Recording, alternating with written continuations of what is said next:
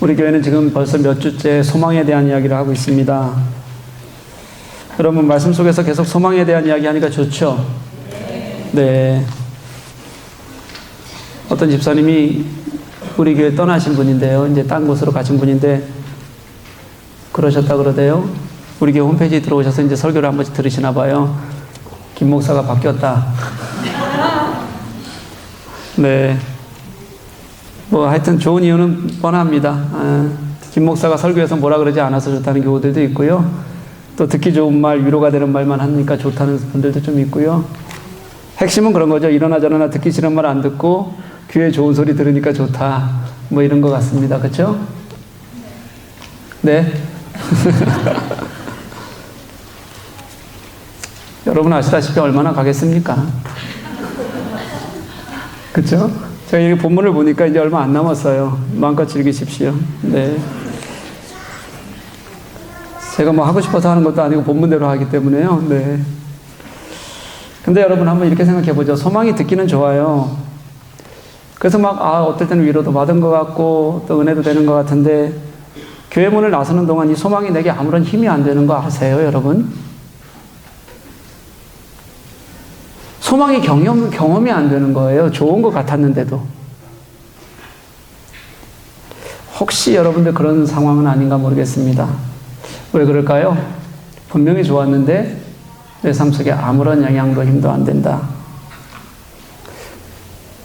소망을 예수 그리스도 안에서 보지 못하고 진짜 내 마음에 좋은 걸 들어서 그런 거예요, 그냥.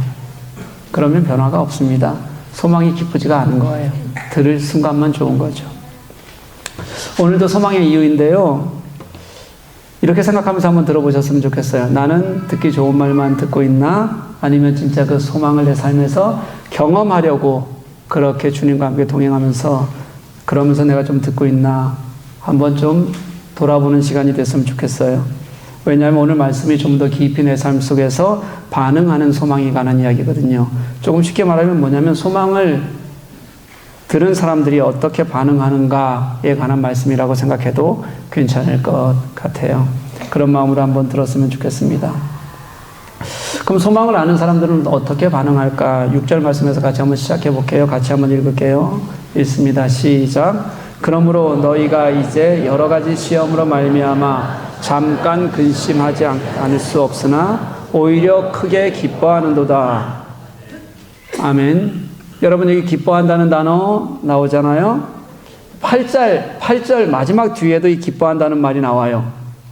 너희가 예수를 보지 못하였으나 사랑하는도다. 이제도 보지 못하나 믿고 말할 수 없는 영광스러운 즐거움으로 기뻐하니. 8절 뒤에도 이 기뻐한다는 말이 나와요.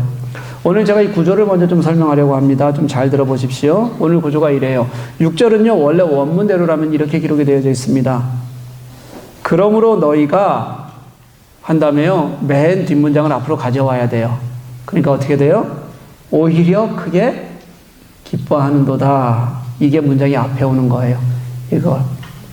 그리고 이어서 너희가 이제는 여러 가지 시험으로 잠깐 근심하게 되지만 이런 구조로 되어져 있습니다. 여기 하나만 더 붙여볼게요. 이 6절 의 첫 단어가 헬라어로는 n이라는 전치사가 나오는데요. 이 n은 그냥 뭐뭐 안에 있다 이런 뜻이에요. 근데 이 앞뒤 구성을 보면 뭐뭐 안에 있다라는 이것의 의미는 무엇이냐면 예수 그리스도 안에를 설명하는 것이 100%예요. 그러면 이거를 6절 첫 문장을 우리가 다시 한번 이 원어대로 우리가 해석해 보면 이렇게 됩니다. 그리스도 안에서 너희는 오히려 크게 기뻐하는도다. 이런 뜻이에요. 첫 문장이에요, 이게. 첫 문장이 그리스도 안에서의 기쁨, 이게 6절 첫 문장이에요. 그리고 8절로 넘어가면 8절 마지막 문장은 이렇게 되는 겁니다. 그리스도를 믿고 말할 수 없는 영광스러운 즐거움으로 기뻐하니. 이렇게 얘기해요. 여기도 그리스도로부터 얻는 기쁨에 대해서 8절 뒷문장을 얘기하고 있는 거죠. 6절 앞부분하고 8절까지 끊으면 8절 뒷부분하고 이 앞뒤가 다 기쁨에 관한 이야기입니다. 무슨 얘기냐면 소망을 가진 사람은 기쁘다. 근데 왜 기쁜가 하고 이 말씀이 설명하냐면 그리스도 안에 있기 때문이다. 내가 그리스도를 믿고 사랑하기 때문에 얻는 결과가 기쁨이다. 이렇게 설명하고 있다는 거예요. 여러분, 왜 그리스도의 소망을 가지면 우리가 기쁘게 될까요? 우리가 그냥 세상적인 소망을 한번 생각해 볼게요. 사람들이 이렇게 얘기하는 겁니다. 너 괜찮아. 너는 귀한 존재야. 너는 잘 해낼 수 있어. 잘 될 거야. 세상이 이렇게 말해주기 때문에 그런 것 때문에 우리가 기쁜 걸까요? 세상은 그렇게 가르칠지 모르지만요. 성경은 그렇지 않다고 말해요. 왜냐하면 세상에 뿌리를 든 소망이라는 게 결국은 왜곡될 수 있고요. 지난주에 말씀드렸죠. 썩어질 것이고 더럽혀질 것이고 소멸될 것이라서 영원할 수가 없다고요. 어쩌면요. 그게 내 소망인 것 같고 간절한 나의 바람인 것 같은데 그 속에 들어가 보면 사실은 그것도 욕심과 욕망 속에서 나온 것일 가능성이 훨씬 커요. 우리는 그걸 소망이라고 부르면서 괜찮아, 잘 될 거야. 그렇게 얘기할 때가 참 많다는 겁니다. 그런데 성경이 말하는 소망은요, 그런 소망 때문에가 아니라 성경이 진짜 기쁨으로 우리가 소망할 수 있다고 말하는 이유는 예수 안에서 예수 그리스도 때문에 그 예수 그리스도와 함께 당장 내 눈앞에 어떤 것이 아니더라도 함께 일어서는 소망이 있기 때문에 그래서 그 소망은 지난주 말씀대로라면 주님 안에 있는 소망은 썩지도 않는다, 더럽혀지지도 않는다, 쇠하지도 않는다. 그런 참된 소망이어서 우리가 기뻐할 수 있다라고 말씀하시는 것이 오늘 본문의 정확한 해석이에요.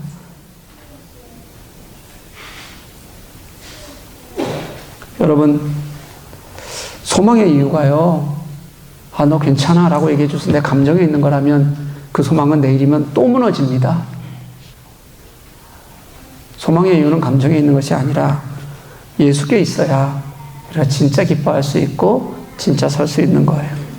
사실 오늘 본문의 전부 내용이 그거예요. 그런데 여러분, 정말 예수님 마음에 있으면 그렇게 기뻐할 수 있고 소망 갖고 살 수 있습니까? 그럴 수 있으세요? 이 땅에 사는 것이 만만치 않은데 그런 고난과 어려움을 겪으면서도 우리는 소망 때문에 기쁠 수 있을까요? 6절 말씀을 보니까요, 우리가 겪는 시험과 근심은 오래가지 않는다 그래요. 잠깐 이렇게 표현해요.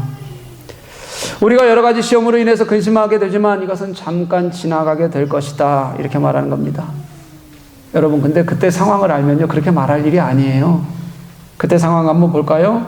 그들이 가지고 있는 근심이라는 게, 시험이라는 게 뭐냐면 가정에서 쫓겨나는 거였어요. 사회에서 추방당하는 겁니다.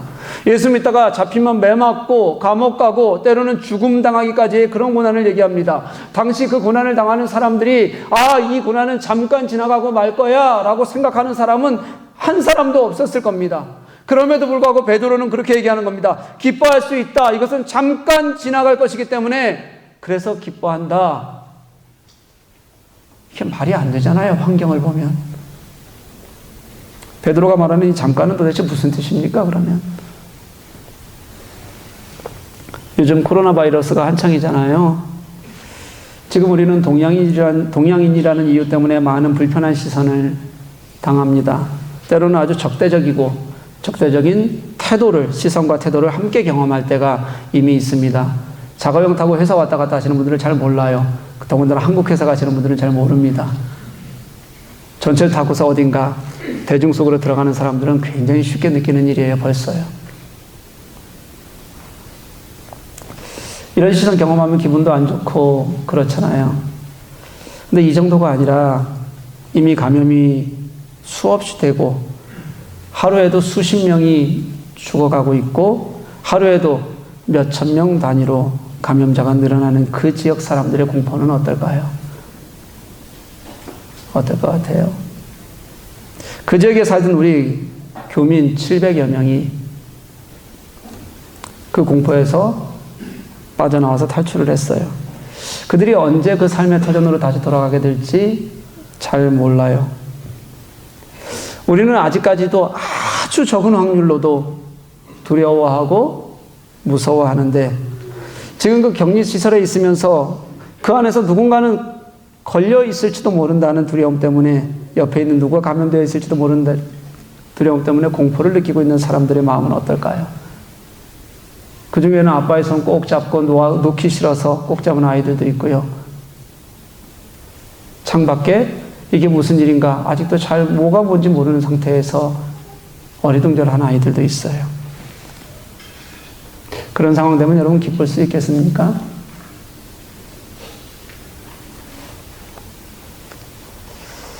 그런데 여러분, 바울이 쓴 편지 중에서 기뻐하라는 말이 가장 많이 나오는 것이 어디냐면 빌립보서예요. 로마에 연금되어서 갇혀 있을 때의 편지입니다. 그렇게 갇혀 있는 상태에서도 그가 기뻐하라고 가르치는 이유는 두려울 수 있어요. 고통스러울 수 있습니다. 내가 정말 다른 사람들이 경험해보지 못했으니까 내가 느끼는 그 극심한 고통이라는 게 빠져나오기 힘든 고난일 수도 있어요. 그런데 지나가기 때문에 그런 거예요. 그리고 그렇게 지나가면, 그리스도 안에서 함께 지나가면 그 다음에 그 고난이라는 것은요, 우리에게 나타날 영광과 좋게 비교할 수 없도다. 그 확신과 하나님 앞에서의 소망이 있기 때문에 그래요. 이걸 오늘 본문에서 베드로는 이렇게 표현합니다. 말할 수 없는 영광스러운 즐거움으로 우리가 기뻐합니다. 그렇게 말하는 거예요. 지금 당장이 아니라 내가 가지고 있는 소망이 말할 수 없는 영광이고 즐거움인 걸 아니까 이것이 함께 지나가는 과정 속에서 나는 일어서고 지나가고 나면 하나님이 나의 참 소망으로 나와 함께 하실 것을 내가 압니다. 사랑하는 교회 여러분, 우리가 이 땅에서 겪는 고난은요, 고난 그대로를 보면 답이 안 나와요. 대부분은 아무리 권면하고 우리가 좀 힘써보자라고 얘기해도 금방 더 빠져들기가 일쑤입니다. 못 나오죠. 그러니 더 힘들고 아플 수밖에 없습니다. 그러니까 우리가 여러 사람들이 이것을 잘 이겨내는 방법 중에 하나가 고난을 마주하면 이 또한 지나갈 거야, 그렇게 권면하는 거고, 또 그렇게 생각하면 어느 정도 마음이 괜찮아지는 것 같기도 해요. 그런데 성경은요, 성경에도 그런 의미의 말들은 많아요. 오늘 본문도 잠깐 있으면 지나간다고 하잖아요. 그런 의미들이 많은데요, 근데 성경에서는 그것으로 그치지를 않아요. 그리고 나서는 뭐라고 얘기냐면 힘을 내자, 우리가 이것은 지나갈 거다라고 성경이 말한다면 그 다음에는 꼭 하나를 더 덧붙이는 겁니다. 원래 이유는 이거예요. 이게 지나가면, 그리고 그 이후에 있을 예수 그리스도께서 나와 함께 하시는 기쁨은, 영광은 비교할 수 없이 크고 영원한 것이니 우리 그 주님과 함께 일어서기를 마다하지 말자. 그렇게 성경은 우리들에게 덧붙이는 거예요. 여러분, 무엇으로 이긴다고요? 우리에게 주어질 예수 그리스도와 함께하는 예수 그리스도의 영광, 그 아름다운 나라, 하나님께서 우리를 기뻐하실 그 삶을 우리가 아니까 그걸 이기자는 사람들, 그게 그리스도인들인 거예요. 눈앞의 것만 보는 것이 아니라 눈을 들어서 하늘의 영광의 소망을 보는 사람들, 그 사람들을 우리는 그리스도인이라고 부르는 거예요. 그러니 이길 수 있고 기쁠 수도 있는 거죠. 7절 말씀 한번 볼까요? 소망을 보니까 고난을 대하는 자세가 달라져요, 여러분. 6절에서는 이제 그들에게 가지고 있는 그 고난을 고난 그대로만 얘기하면 시험, 근심 그렇게 표현했어요. 근데 7절로 넘어가니까 이것을 무슨 단어로 바꿨냐면 믿음의 시련, 이런 단어로 바꿨어요. 우리 본문에는 믿음의 확실함 이렇게 되어 있잖아요. 이게 원래 원어의 뜻은 믿음의 시련이에요. 똑같이 시험이 오고 근심이 오는데 이제는 뭐라고 표현하냐면 그게 내가 믿음을 가지고 믿음이 굳세게 하기 위한 하나님께서 내게 주시는 시련이다라고 받아들일 수 있게 된다는 거예요. 여러분, 금을 만들 때 그 과정을 보면 금광석이 있잖아요. 그럼 이것을 가지고 불에 집어넣어요. 그러면 불에서 그 모든 이 다른 불순물들은 대부분 태워서 없어져요. 그리고 돌 속에 있는 금, 순금이 빠져나오는 거잖아요. 그렇죠? 그렇게 빠져나와서 정제해 놓은 게 금이에요. 그걸 성경에서는 연단의 과정으로 표현하는 경우들이 굉장히 많습니다. 그런 연단의 과정 없으면 순금을 이렇게 뽑아낼 수가 없어요. 근데 오늘 본문은 거기에서 그치지 않고 뭐라 그러냐면요, 그게 전부 가장 좋은 것인 줄 알았는데 그렇게 연단된, 그렇게 가치 있어 보이는 그 순금조차도, 그것조차도 결국은 어떻게 될 것이라고요? 사라져 버릴 것, 이렇게 표현하는 거예요. 다 사라진다고요.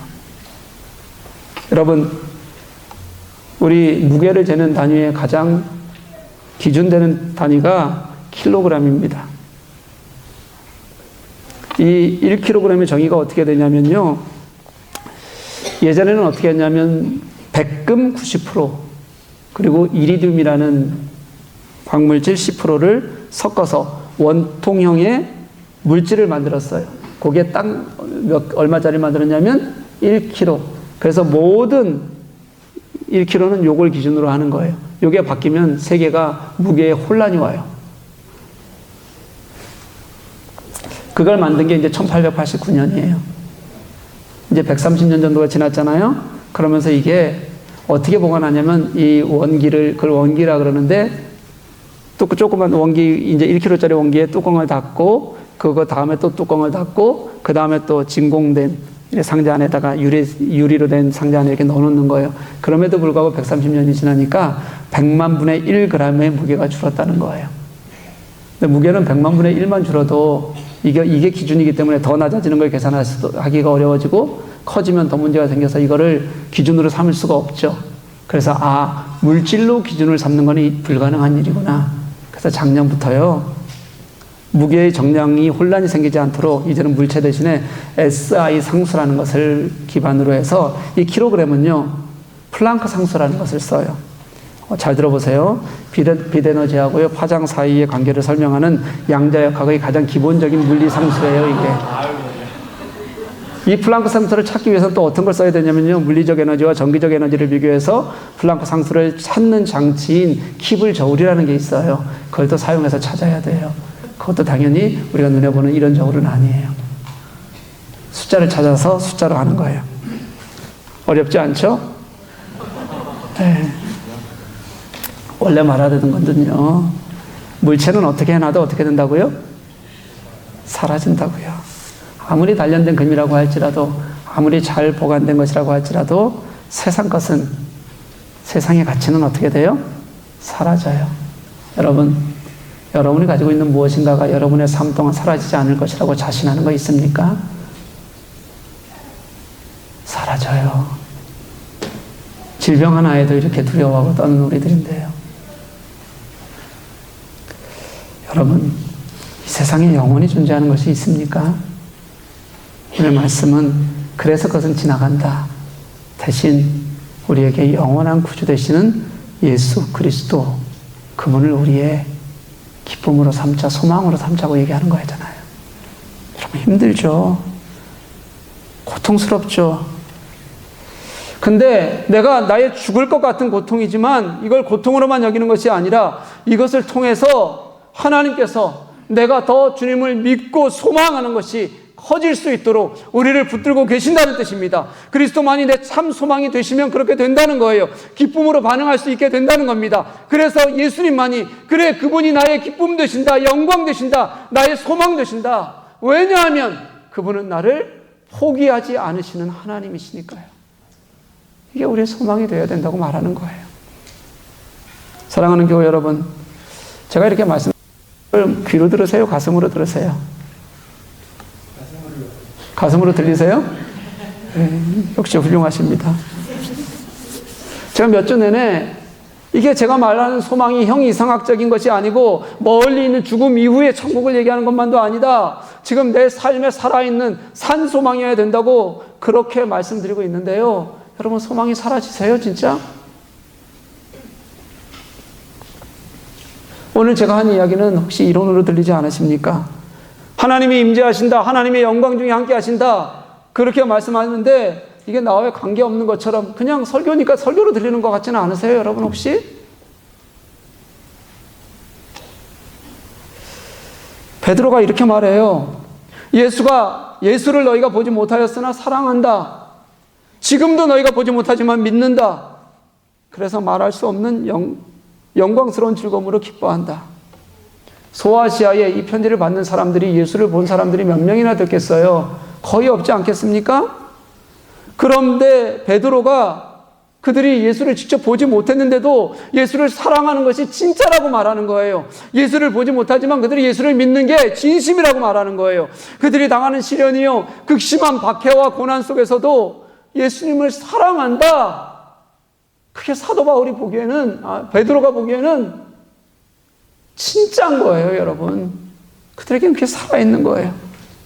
저는 이게 기독교의 생명력이라고 믿어요. 그래야 소망도 있는 겁니다. 베드로는요, 이렇게 예수 그리스도를 대할 때마다 정말 예수 그리스도에 대한 사랑 없이 그리스도가 전파되지 않는다는 걸 가슴으로 전했을 겁니다. 그가 경험하고 깨달은 그 예수 그리스도요, 소름 돋듯이 다시 느끼면서 매번 다시 깨달으면서 그게 소망이 돼서 전했을 거예요. 베드로는 가장 가까이서 예수님을 본 사람이잖아요. 이 베드로 전서도 그 베드로의 세심한, 정말 누구도 생각하지 못할 세심함이 묻어있다고 얘기했잖아요. 처음 공생애를 시작하시면서 자신을 부르셨던 그 예수님, 가만히 두면 그 열병 때문에 죽을지도 모르는데 자신의 장모를 찾아오셔서 살리셨던 예수님, 예수님을 따른다고 큰소리 뻥뻥 쳤는데 물에 빠져 들어가는 그를 건져내시면서 책망하셨던 예수님, 예수님을 3번이나 부인하고 저주하면서 마지막 3번째 부인했을 때 예수님과 눈이 마주쳐요. 그렇게 마주쳤을 때 예수님께서는 베드로에게 그 눈으로 뭐라고 말씀하셨을까요? 그리고 새벽 갈릴리 호숫가에서 부활하신 예수님이 따뜻하게 그를 회복시켜주는 그 시간까지 베드로는 예수님을 보고 사랑했어요. 근데 그렇게 사랑했던 베드로가 복음이 전해지잖아요. 복음을 전하는 과정 속에서 그 예수님의 사랑이 함께 전해졌을 거 아니에요. 그 복음을 들은 사람들이 예수 그리스도의 사랑을 함께 느꼈을 거고 그리스도인이 되었어요. 그리고 베드로처럼 그들도 예수님을 사랑한다. 너희들이 예수님을 보지 못했지만 사랑한다. 여러분, 그리스도인들의 복음의 생명력은요, 예수님에 대한 사랑으로 증명되는 겁니다. 그거 없이 우리가 어떻게 복음을 증명해요? 내가 예수님을 사랑하지 않고 어떻게 복음을 증명해요? 이게 지금 소아시아의 그리스도인들에게 똑같이 증명되고 있는 일이에요. 그래서 그들은 시련을 믿음의 시련으로 여기고 기뻐하며 견딘다. 이게 이들에게 그냥 어려운데 하라는 게 아니고 하고 있는 거예요. 예수를 보지 못한 이들이 예수님을 사랑한다는 것, 예수님의 복음의 생명력 안에서 그들이 그 능력이 얼마나 귀하고 아름다운지 깨닫고 느끼는 게 얼마나 놀라운 일입니까? 그게 얼마나 여러분 소름 끼치게 일하시는 하나님의 역사예요. 베드로는요, 그 사랑을 놀라워하고 그 사랑을 격려하고, 그리고 너희가 그 예수님을 그렇게 사랑했으니 우리가 그 예수님을 더 사랑하자. 그러면 너에게 그 소망이 더 커질 거야. 이렇게 가르치는 거예요. 게다가 8절 말씀, 우리가 지금 보고 있는 8절 말씀은요, 이게 얼마나 가슴 뛰는 단계를 보여주고 있는지 한번 보십시오. 예수를 보지 못했으나 사랑한다. 예수를 보지 못하나 믿는다. 그러니 말할 수 없는 영광으로 그 즐거움에 내가 기뻐한다. 사랑하는 여러분, 저와 여러분이 지금 가지고 있는 우리의 믿음과 사랑은요, 모든 것을 뛰어넘는 구원의 경험이라는 걸 믿는 저와 여러분 될 수 있기를 간절히 소망합니다. 지금 우리는 당장 눈앞에 없는데도 사랑하고요, 눈앞에 없어도 믿고요, 우리는 지금 사랑하고 믿으니까 말할 수 없는 기쁨 중에 그 영광스러운 즐거움으로 기뻐할 수 있는 그 은혜를 갖지 않을 리가 없습니다. 우리 모두에게 주어진 하나님의 은혜예요. 우리는 영원한 구원을 기다리지만 이미 구원을 경험한 사람들입니다. 우리는 하나님이 이루실 하나님의 카이로스의 소망을 가지고 살지만 이 카이로스의 소망이 이미 우리 속에서 경험되어지고 살아가는 사람들입니다. 사랑하는 여러분, 이 삶의 소망을요, 이 땅의 예수 그리스도 때문에 얻는 이 기쁨을 포기하지 마십시오. 당장 내 눈앞의 것이 아니라 예수님 사랑하기 때문에 예수님 안에서 내가 할 수 있는 은혜를, 그 기쁨을 함께 누릴 수 있는 우리가 되었으면 좋겠어요. 그게 우리 그리스도인들의 소망이에요, 여러분. 이 소망이라는 단어요, 소망이 기쁨이라는 단어요, 6절에도 나오고 8절에도 나온다 그랬잖아요. 싸고 있다 그랬잖아요. 이 기쁨이라는 단어가 헬라어로 크게 2개로 나눌 수 있어요. 하나는 카이레인이라는 단어인데 마음이 기쁘다 이런 뜻이에요. 근데 오늘 쓴 단어는 앞에 것도 뒤에 것도 전부 다 아갈리아오라는 단어를 써요. 이건 그런 뜻이 아니라요, 기뻐서 날뛰는 거예요. 미친 듯이 기뻐하는 거예요. 여러분, 말이 됩니까? 지금 고통스럽다는데요. 시련이 큰데요. 그런데 너희는 지금 미친 듯이 기뻐서 날뛰고 있구나. 그럼 뭐라고 하는 거냐면 더 기뻐서 날뛰자. 날뛰어야 된다. 이렇게 말하는 거예요. 왜요, 여러분? 지금 이들에게는 그들이 경험하는 어떤 것도, 그들이 지금 당장 눈앞에 있는 순교의 고난조차도 예수 그리스도를 사랑하는 것과는 바꿀 수 없으니까 그게 소망이 기쁨이 되는 거예요. 지금 소아시아의 그리스도인들이 가지고 있는 마음이고 베드로가 그들에게 전하는 마음이에요. 그럼 여러분, 그들은 특별한 사람들이어서 그럴까요? 우리보다 믿음이 좋은 사람들이에요? 그들은 우리가 범접지 못할 그런 신앙인들입니까? 아니에요.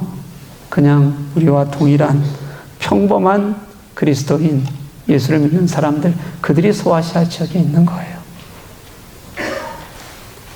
사랑하는 교회 여러분, 예수님 사랑하십니까?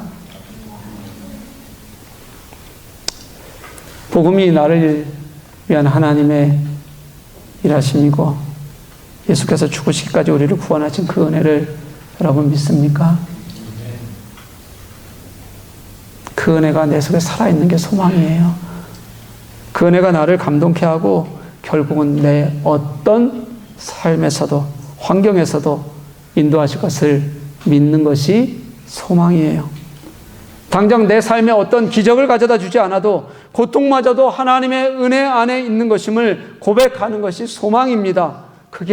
그래서 내 삶을, 지금 세상을 보는 것에서 하나님을 보며 결국은 일어서고 기뻐할 수 있는 게, 그게 산 소망, 살아있는 소망, 이 땅에서 우리에게 즐거움을 누리게 하시는 하나님의 믿음의 소망이에요.